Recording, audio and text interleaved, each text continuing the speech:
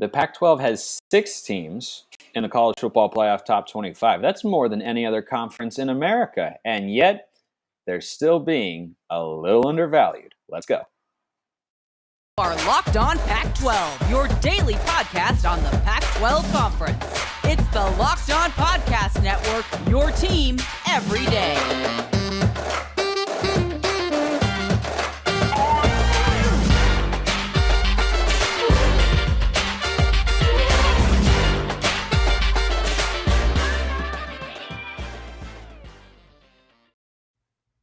Welcome, everybody, to another episode of Locked On Pac-12. I'm your host, Spencer McLaughlin. Thanks so much for making this your first listen or your first view of the day if you're watching on YouTube. Part of the Locked On Podcast Network, your number one source to stay up to date with our beloved Conference of Champions. Comment, subscribe, please, and thank you for those of you who are thinking about doing so or who have already done so. And a thank you, as always, to my man, Carter Bahns of BeaverBlitz.com, senior writer and editor, for coming on to talk about everything going down, including the college football playoff rankings reaction a little bit here. Carter, let's hop right into it because there's so many fascinating elements of this. And first of all, it's great that the Pac-12 has got 6 teams in the top 25. It's great that Oregon State was there. For Locked On, I was doing this rankings reaction show on Tuesday as the teams were being unveiled, and I was saying that I was going to be throwing a riot metaphorically on the show if Oregon State wasn't back in the top 25, but thankfully they are. But Oregon State at 23. You have Washington at 17, UCLA 16, Oregon 12, Utah 10, USC, now the highest rated Pac-12 team, at number 7. Any surprises there? Because I look at UCLA and Washington, and I'm like, I think they're better than the next 3 teams in front of them. I completely agree, particularly with Washington. I think that win over Oregon, probably should have launched them into the top 15. You can probably thank USC a little bit for Oregon State checking in at number 23. I think the committee likes to prop up its top 10 teams when it has the chance to do so. And Oregon State probably should have gotten back in the top 25 anyways. It certainly did in the AP poll at number 25. But anything below like 18 oftentimes is used to build a resume for a team that the committee really likes, and it's clear that the committee loves USC. But I'm not glad that that UCLA lost. It was bad for the conference, but I'm glad that we don't have to have the discussion about why USC is ranked higher than UCLA anymore, because for a few weeks there, the Trojans were the higher ranked team, even though their resume didn't necessarily back it up, in my opinion. So things worked themselves out there. But still, I mean, you look at a conference that in years past has been disrespected by the committee. Now it's got more teams in the top 25 than the SEC and really than any other conference for that matter. And one of them is firmly in the college football playoff mix. I think the Pac-12 is still in a pretty decent with the losses that Oregon and UCLA suffered last week. Yeah, I'm with you there, and it's good for USC to have this many teams in the league in that mix. And I think by next week, frankly, Oregon State could be in the top 20. I think that's completely realistic, and you could have the Pac-12 making up 6 of the top 20 teams. I do think even though they're getting that respect, there's still a little bit of undervaluation here, because the teams ahead of UCLA and Washington, and let's start off by saying it's a confusing mix, and I'm sure the committee has their reasons. You can go either way, because I'm sure there are Husky fans that are looking at this and saying, wait a minute, we have the same record as Oregon, we beat Oregon, and we're, wait for it, 5 slots behind Oregon. How does that make sense? But Oregon beat UCLA, and UCLA beat Washington, and UCLA's win over Washington was more convincing than Washington's win over Oregon. But UCLA's win was at home, and Washington's win was on the – like, you can go – you can tie yourself in a proverbial knot there. Yeah, not to interrupt you there, but I will add to losing to Arizona State, I think will stand out to the committee. Yeah, that's the only thing I could come back to as to why they're the lowest of the 8-2 Pac-12 teams, is that loss to Arizona State is worse than any other loss that a team had, including Arizona, by the way. Like, UCLA's loss to Arizona, not good. But then if they're coming down between those 2 teams, then they're saying, well, if both of those losses are bad, which they are for those teams, then we're going to go back to who won between these two, and it's UCLA over Washington there. But I just want to go fundamentally to the three teams that are above them. Kansas State is 7-3. Okay. Ole Miss has not beaten a team currently ranked in the top 25. They're number 14. And then North Carolina plays in the ACC. We need to come up with a moniker for the ACC, the Atlantic Crappy Conference, like something fun like that represents what that league truly is this year. I look at UCLA and Washington and I say, well, wait a minute. I guess I understand how you have Oregon above them. There's a case, yada, yada, yada. But why do you have those teams there? Why are their resumes more impressive? North Carolina almost lost to Appalachian State.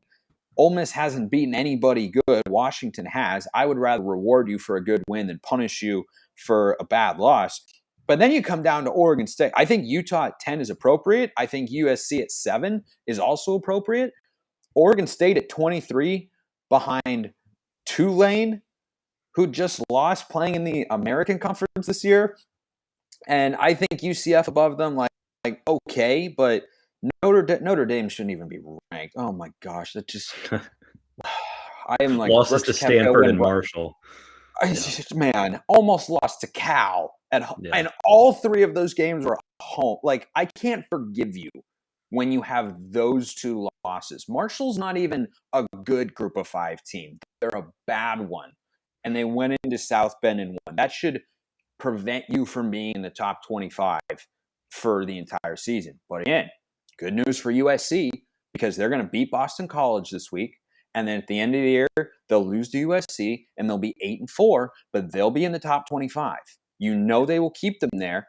And then USC and the committee will look at Notre Dame and say, there's a ranked win. So when comparing the resumes, if you're looking at USC as a one-loss conference champion or Notre Dame, or rather TCU as a one-loss conference champion, USC can look and say, look, we beat UCLA, we beat Notre Dame, top 25, and then we beat whoever we played in the Pac-12 championship game, which would be a ranked opponent, 3 straight wins against ranked teams. I mean, I don't agree with it, but you can't deny it's great news for USC that Notre Dame is sitting right there at 18. Yeah, and again, with Notre Dame, it comes back to my whole thing about the committee trying to prop up its favorite teams and the teams that it ranks highly. Who has played Notre Dame this year that's in the top 10? Well, Ohio State beat them, Clemson lost to them, and USC is about to play them. I mean, there's no coincidence there that Notre Dame checks in at the bottom of this list, having played or scheduled against darn near half of the top 10. There's an element of that. Oregon State at 23, I'm okay with this week. The Beavs beat Cal. It doesn't really move the needle. Again, Oregon State's very much a quality lost team to this point. It's gonna have to beat Oregon if it wants to get any legitimate. Oregon loses to Utah this week, and Oregon State goes on the road and handles ASU. We'd be living in a world where Oregon State could come into that rivalry game at the end of the season, if not ranked higher than Oregon, probably a spot or two below them, and I think that's really intriguing as well. Yeah, and that's all. It's why we play the games. It's always fun. I don't think the loser of Oregon Utah falls out of the top 20. I'd be surprised because seeing as how they're sitting at 12 and 10, either Utah loses to a top 12 team or Oregon loses to a top 10 team. I wholeheartedly agree. I think it's funny that Utah is one slot behind Clemson. I think they would wax the Tigers. They would run them off the field. Oregon State's going to try to do that to Arizona State this week. But is that going to be tougher than we might think? I'll ask Carter his thoughts about the game between the Beavs and the Sun Devils, whether or not they could get tripped up. Thereafter, I remind you this episode is brought to you by Nugenix. Nugenix Total T contains man-boosting key ingredients like testofen. It's been validated in 5 clinical studies shown to boost free testosterone levels in men. While every product professes quality, many other products use generic ingredients that are often far less than clinical grade. With Nugenix Total T, you get the same clinical potency levels used in the trials, and Nugenix's formulation is backed by 10 years of science and research. Nugenix Total T is the #1 selling testosterone booster at GNC. Now you can get a complimentary bottle of Nugenix Total T when you text COLLEGE to 231231. Text now and get a bottle of Nugenix Thermo, their most powerful fat incinerator ever, with key ingredients to help you get back into shape fast, absolutely free. Text COLLEGE to 231231. Text COLLEGE to 231231 to get your complimentary bottle of Nugenix Total T today. So, Carter, strange things often happen either in the desert or to the teams from the desert. Ask UCLA this year. Ask Oregon in 2019. Ask Washington this year. You can keep going. There just is something about those two teams that took it from the Pac-8 to the Pac-10. They just like playing spoiler. That's just kind of their history as programs. And maybe it's because they're both big-time party schools and they just like to go crazy. You know, they'll have really high highs sometimes and really low lows, but they just like going crazy. I don't know. There's got to be some mythical reason as to why that just seems to keep happening here. Oregon State goes into Tempe this weekend against a struggling Arizona State team that's got just 3 wins this year. They're 7.5-point favorites. It's not the biggest line in the world. I think if you went down there, I mean, it was 14 against Cal at home. They're saying this will be a little bit of a tougher game. Home field's usually worth about 3 on each side, so it's kind of comparable and whatnot. But what do you make of Oregon State going down to Arizona State this weekend? Yeah, Oregon State's had Arizona State's number the last handful of years. And in fact, the Beavers have actually played them at which, first of all, for any matchup to play in one location 3 years in a row is a little bit odd, especially when it's a north-south crossover. But it's just kind of the nuances of the COVID scheduling and the way that the crossover rotation has worked out.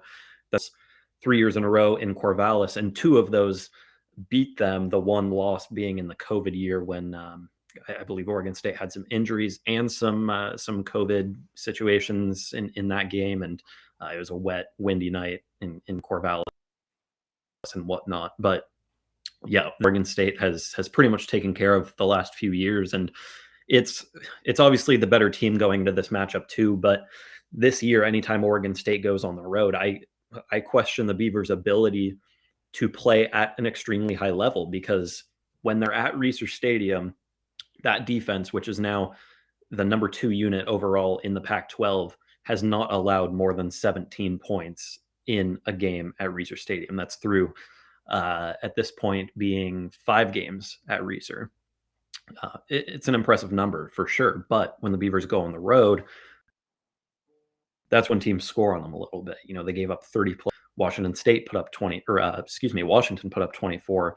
Even Stanford put up 27 on them. And so they're, for whatever reason, whether it's the energy, whether it's execution or just focus, I don't know what it is. Oregon State's defense does not play as well on the road. Arizona State has some offensive weapons to take advantage of that. They are very talented at the skill positions. Great receiver play, very good running back play, and they've had 2 quarterbacks show that they're able to move the ball. So I think Arizona State will be able to score some points on this team.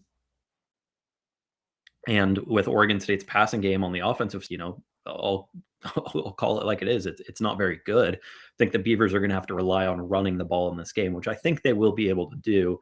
And ultimately, I see the Beavers scoring more points in this game, but it will probably be closer than a lot of people might expect. Yeah, biggest key to victory in any football game is scoring more points than the other team. I think the winning percentage of teams that have scored more points than the other team is almost 100%. I think you have to remove some vacated wins, perhaps that's keeping you from getting to that number. It's generally a good formula. But if this were to go a direction that would have you pulling your hair out on Saturday, Carter, we won't say the U word here, but if it were to lean that way or end up with a result that had Beaver fans frustrated, how do you think that plays out? Do you think Arizona State? I feel like the Sun Devils, their win against Washington, which looks more and more like a big time upset every single week, they won that game in a shootout. I trust the Sun Devils offense a lot more than I trust the defense to get critical stops in a slugfest. I think a loss for Oregon State looks like never being able to generate separation. The Beavers, I don't see Oregon State playing from behind, but I do see Arizona State at least keeping it close throughout. And where it would get frustrating for Oregon State, I think, is if you enter the fourth quarter and you're down a field goal or something, or you've got a 1-point lead, and you just seemingly can't sustain drives. I could see that being this kind of game. It's supposed to be a little windy down in Tempe this week. I think game time winds are about 10 miles an hour sustained, and could get a little gusty there. And we've seen that play a role in Oregon State's passing game, which even in calm conditions, I wouldn't be particularly confident in their ability to maintain drives. There are some injuries, a lot of injuries actually on Oregon State's side that could hold some guys out of this game on both sides. I think like 8 different guys left that Cal game, and 2 of them did not suit up before it. So if some of those guys can't go, if the passing game moving, I could see Oregon State scoring 21, 24 points in this game. And to be honest, I don't know if that's enough, even if Oregon State's defense is one of the better units in the Pac-12. Yeah, I just think back to that Stanford game and wonder if this Oregon State team has truly grown as this season has gone on. They've been playing at a pretty high level. I think they've been one of the more consistent teams. Is their ceiling all the way up here? Maybe not. But gosh, they seem to have one of the highest floors in the Pac-12 week in and week out. And I think it's been that way since the season began. Dominant outing against Boise, get a win against Fresno State, play USC tough. Had a bad game on the road against Utah, but the Utes in Salt Lake City are darn near unbeatable. And I just look at this game and think, well, if they play the way they're capable of, Arizona State won't get more than 21, 24 points. But then I think about that Stanford game, and I think, man, I trust ASU's offense more than that Stanford game, or more than Stanford's.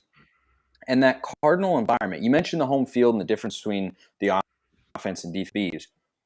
I wonder if it isn't a big crowd factor. Like the crowd helps the defense, right? Whether you're playing in front of, mostly when you're playing in front of home fans, that fires you up, gives you that sort of energy. I think it helps the defense far more than it helps an offense, because the defense is just so much about effort and energy and passion and tenacity, and offense is a little more execution oriented and detail oriented.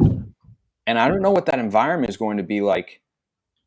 I hope someone's not breaking your house right now, but I don't know what that environment is going to be like down there in Tempe, Carter, because they're not going to a bowl game.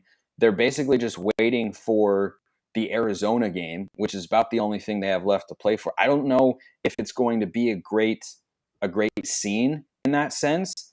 Like, does that worry you at all about having a repeat of the Stanford game that required a semi-miracle late touchdown to walk out of the farm with a win?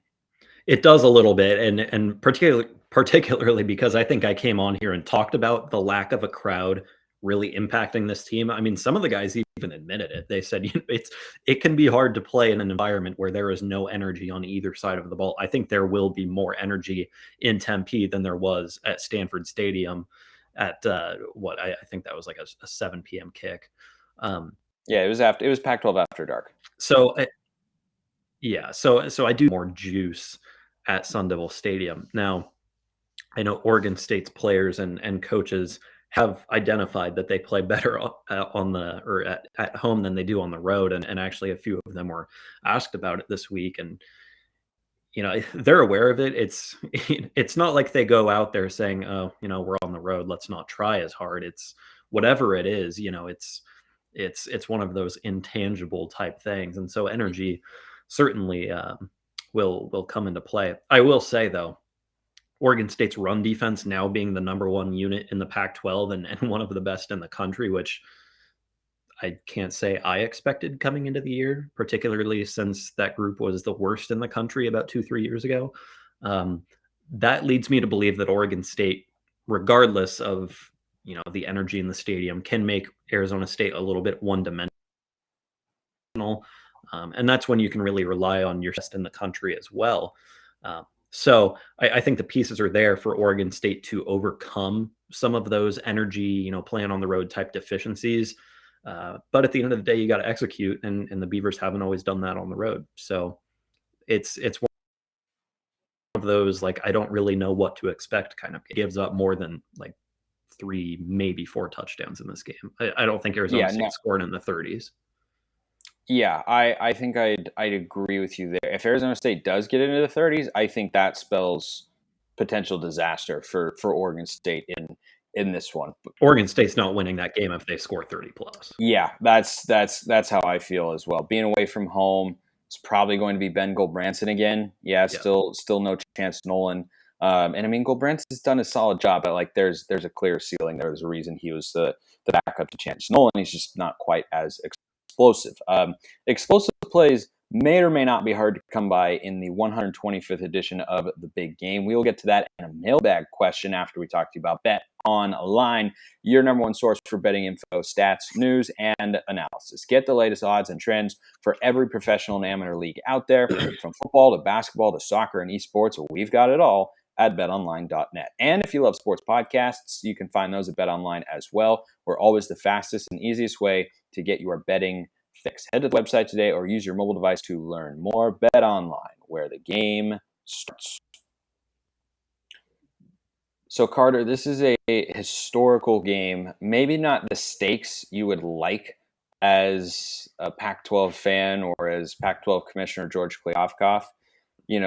125th playing of the big game between Cal and Stanford, 40th anniversary of the play, and it is also the year in which Joe Starkey, legendary radio play-by-play voice of the California Golden Bears, is retiring after this year. So a lot of things kind of coming to fruition. It could be a really big game. It could be awesome Bay Area teams, and neither one is going to a bowl game this year, so it's not the perfect situation. But I'm curious your thoughts on this game. The Bears are favored by 5, according to our friends at BetOnline, and that's probably going to be in the Pac-12 Prime Picks tomorrow, because I think Cal has just got more offensive firepower, which is not a great thing to say because they've been limited this year. But if you can give Jack Plummer time and Stanford struggles to get pressure, then he can make some throws. He's got J. Michael Sturdivant, who's a good player. He's got Jaden Ott, who's a good player. If Cal just retooled their offensive staff, I expect whoever's going to be calling plays, and it doesn't change how I feel about the Cal offense because I don't think the play calling could have been much worse with the guys who were just there, who they have now let go. I think you got to give Jaden Ott the ball, 20 to 30 times between rushing and receiving? Because the Stanford defense, they cannot stop the run. And if you get Jaden Ott going, like the Arizona game, I think that's a formula for success for the Cal Bears. Just goes to show where these two teams are at when we're talking about offensive firepower. And it literally just fired its offensive coordinator this week after not scoring an offensive touchdown at Oregon State. That's where these teams are at. And also that the Golden Bears are darn near a touchdown favorite, even though they have lost every game since September 24th, and one of those being to Colorado, which looks like the worst team in Power 5. This is probably the lowest stakes big game in quite some time. I mean, I know both of these teams have been down for the last couple of years, but this feels like rough for Stanford, really. And Cal's not playing much better either. So I'm curious to see how much fight these teams have in them at this point in the season. I think this game still means a lot to both programs. And for this point, at this point, it's their bowl game, it's their Super Bowl. They're not really playing for anything else at this point. So, maybe they play with a little bit of fire this week, but in the grand scheme of things, it's unfortunate when games like this don't really move the needle, because this is one of the great rivalries in the Pac-12 and in college football west of the Mississippi. It is a shame that the stakes are low outside of the game. However, I think it's also a microcosm of what makes college football so great. These teams are 3-7, and we're going to see it next week with Arizona and Arizona State, especially if the Wildcats lose to the Cougars on Saturday. I'll talk more about that game on tomorrow's show. But you can have a season that's not going to go anywhere, not even to a low-tier bowl game.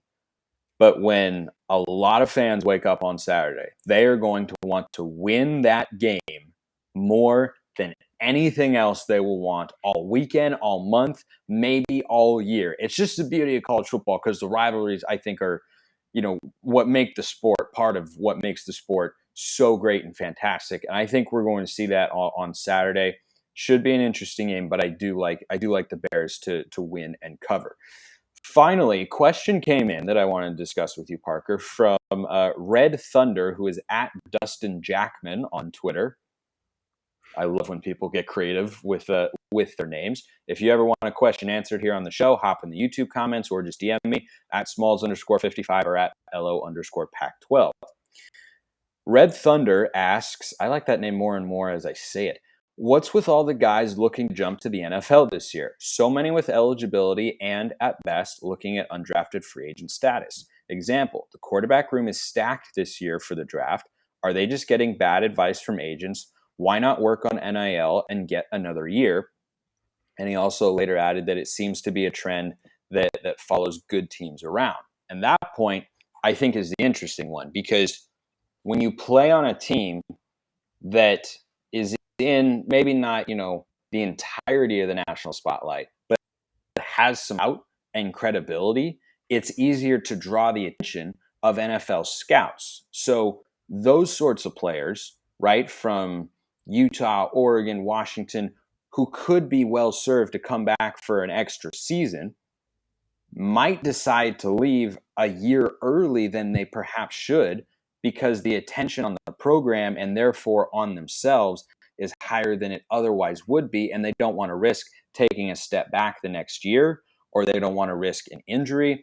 There are a lot of factors that can go into it, but I've seen this play out time and time again, Carter.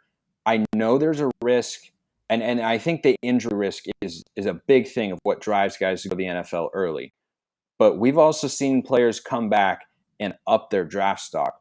And by the way, even with big-time players, Marcus Mariota could have gone to the NFL, but that second season he had as a starter, he had a knee injury, didn't play up to his full potential. There were questions. He comes back to the Heisman, plays in the national championship game, and is the number 2 overall pick. He's probably I don't think he's the number 2 overall pick after his second season starting for Oregon, but he certainly was after his third. There's a benefit, but there's some drawbacks as well. Yeah, it's an interesting discussion to have because it does seem to impact top-tier teams more than others, and I think obviously part of that is just because those teams have more talent, frankly. But we talked before we hit record about what happened at Oregon last year. I mean, Devin Williams, Mikael Wright, both leaving, and they go undrafted. But then on the flip side, I look at what's happened at Oregon's couple of years, and all of the guys who have left early, we've been like, really, like, are these guys going to get a shot? Well, Tegan Quatoriano just scored a touchdown for the Texans last week.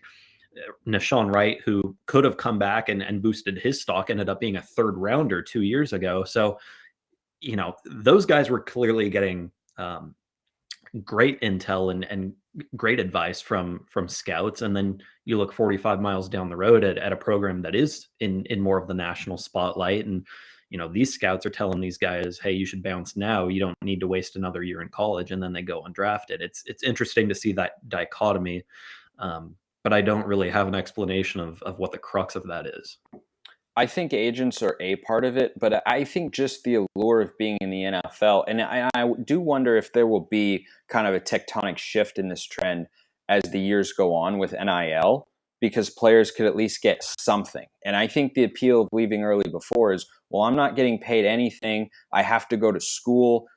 That's another component you have to realize is some guys are just like, I'm tired of going to school, even if it's, fake classes, or not actually fake classes, but easy classes, not really putting in the effort that, other students will because they don't have to.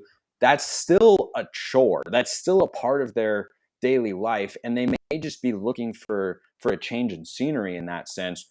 But I think it's the payment thing, because even though NIL can get you some money, it can only get you major money if you're a major player. So the guys that you're probably alluding to here, Red Thunder, I continue to like it.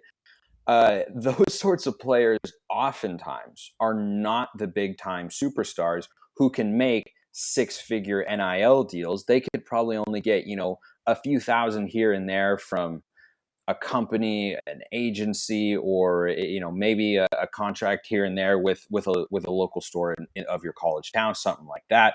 But I think what comes into play is, look, maybe if I get drafted, boom, great signing bonus. If you're an early round pick, I don't remember exactly how all that works, but you got guaranteed money coming in. You have a chance to play. You're going to get a real opportunity to start if you get drafted. But even if you go undrafted, then you're trying to make a practice squad.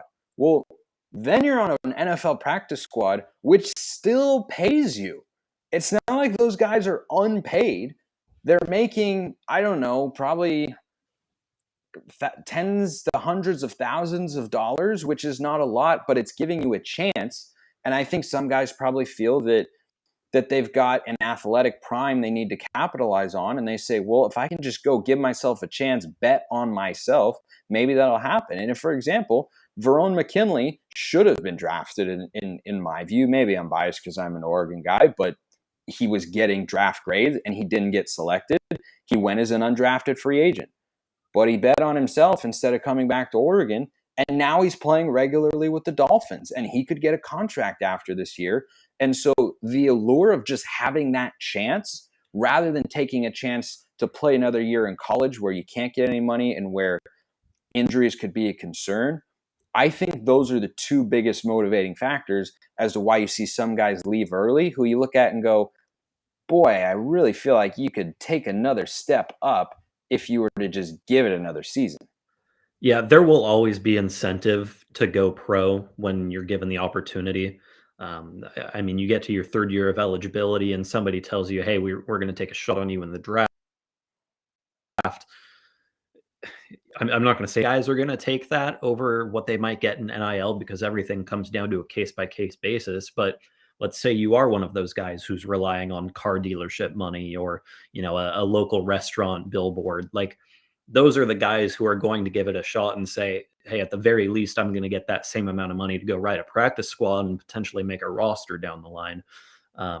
So at the end of the day, a lot of these guys' end goals are to get into the NFL. And anytime that opportunity comes knocking, I think, they're probably going to answer the door there more times than not. But again, it does come down to, and every priority is different, situations vary. So I don't necessarily say that I don't necessarily think I could say that NIL is going to end this trend of guys bouncing early and then regretting it. I think you'll always have that. But I do think for guys who are a little bit more on the fence, it does give them some comfortability in coming back and saying, hey, I can earn money and potentially boost my stock and then cash in a year later. That would soften the blow of not getting that NFL paycheck for a year. Gosh, we got a lot done today. Carter Bahns, senior writer and editor at beaverblitz.com. It is always a good time. Looking forward to this is going to be these next 2 weeks of football in the Pac-12. Sign me up. Oh, yeah. Conference championship season, rivalry weeks coming up. So much is going to fall into place 72 hours from when we're recording this. By the time you and I talk on the Locked On Pac-12 podcast next, we will probably know who is likely playing in the Pac-12 championship, and I can't wait to talk about it. Me neither. We will see you then, everybody. I appreciate everyone listening. See you next time, and have a wonderful rest of your day.